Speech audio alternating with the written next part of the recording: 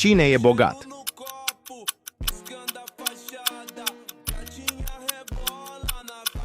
Cu siguranță numărul 4, pentru că oamenii bogați nu își arată averea. Examenul numărul 2. Găsește numărul 64.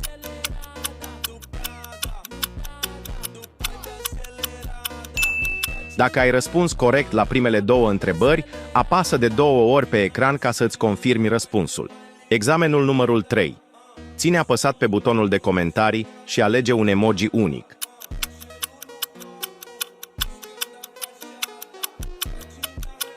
Dacă ai ales emojiul cu râs, ești eliminat. Știai că când mă urmărești, poza mea de profil începe să danseze.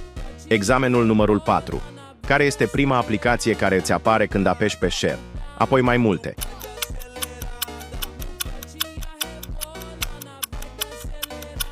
Dacă era Messenger, ești eliminat.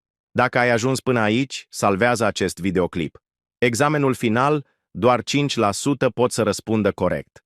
Care este numărul din această poză? Lasă răspunsul corect în comentarii.